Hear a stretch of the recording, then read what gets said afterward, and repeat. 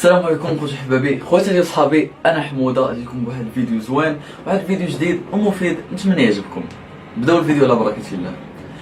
البارح خوتي كنت جالس في القهوه كنتفرج في واحد الماتش، وجالسين حدايا واحد جوج رجاله كيقرقبوا لنا ما بيناتهم عادي. الان كلشي غادي مزيان، ما خلاو فاش هضروا. اغلب الكلام ديالهم كان كيتمحور على المشاق ديال الحياه والغلا والدراري والوليدات. واحد فيهم مسكين بقى فيه صراحه يمكن كيضرب واحد الحرقه على وليداتو وتيقول لصاحبو راني كنبني واحد الدار وكنتقاتل معها وخدام ليل ونهار باش نكملها. بغيت نموت ونخلي ليهم السكينه فين يعيشوا، وبغيت ندير ليهم ونفعل ليهم. المهم بالهم شطون بزاف مسكين. بقى فيا السيد وبقيت كنتسائل مع راسي واش هو على خطا او على صواب في هادشي اللي كيقول. واش عادي الانسان يستنزف حياته وجهده كامل في امور عاديه بحال هادي، رغم انه كيعرف مسبقا بان المستقبل يبقى مجهولا ولا يعلمه الا الله؟ حيث لا كنا كنعلموا الغيب ما غاديش نسافروا، ما غادي نشريو دار ولا دوار، ما نديروا والو باش ما تمسنا حتى شي حاجه خايبه. لو كنا كنعلموا الغيب غنوليو نديروا غير الخير ونكثروا منه. عرفتوا علاش؟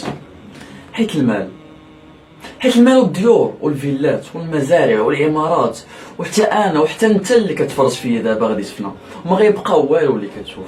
غادي تمشي انت والعمل ديالك ودارك والحضاره كلها وتجي حضارات اخرى وحتى هي غتفنى.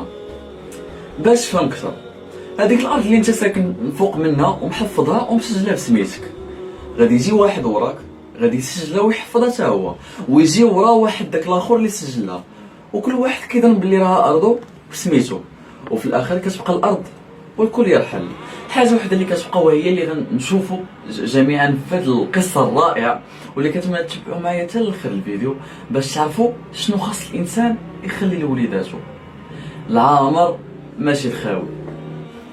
واحد السيد سميتو مقاتل بن سليمان دخل على الخليفه العباسي المنصور نهار شد الخلافه، وطلب منه الخليفه المنصور يعطيه شي نصيحه او موعظه. جاوبو مقاتل بن سليمان قال ليه واش نعطيك موعظه شفتها بعينيا ولا غير سمعت عليها؟ الخليفه قال ليه لا، بغيت شي حاجه شفتها بعينيك. قال ليه يا امير المؤمنين، الخليفه عمر بن عبد العزيز كان عنده 11 الولد فاش مات، لقاو عنده 18 دينار اللي خلى كفنوه ب5 دنانير، شراو ليه قبر ب4 دنانير، وداك الشيء اللي بقى قسموا الولاد ما بيناتهم بحال لا والو. بينما هشام بن عبد الملك خلى حتى هو 11 ولد، وفاش مات بقى نصيب كل ولد فيهم من التركه 1000 دينار، اللي هي واحد الثروه اللي خياليه ديك الساعه.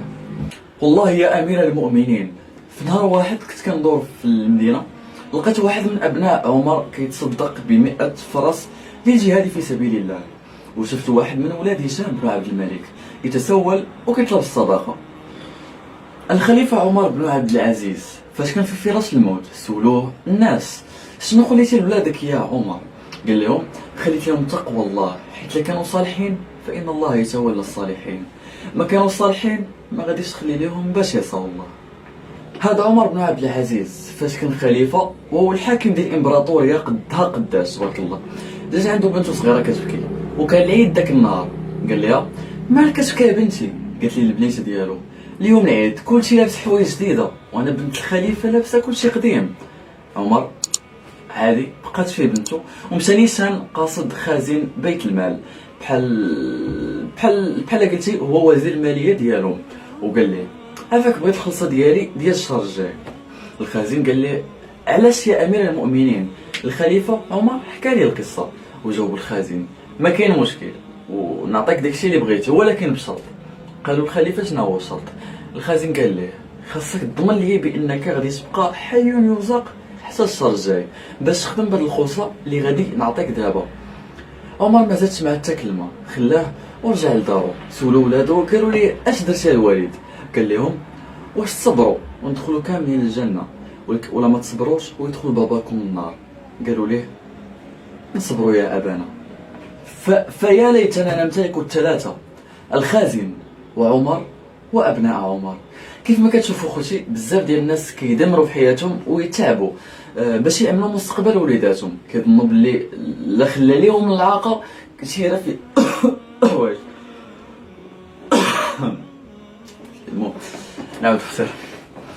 فيا ليتنا نمتلك الثلاثه، الخازن وعمر وابناء عمر. كيف ما كتشوفوا خوتي بزاف ديال الناس كيدمروا في حياتهم ويتعبوا باش يامنوا مستقبل وليداتهم، كيظنوا بلي الا خلاو لهم العاقه كثيره في يديهم غادي يكونوا في امان ولا غيديروا شي حاجه في المستقبل ديالهم.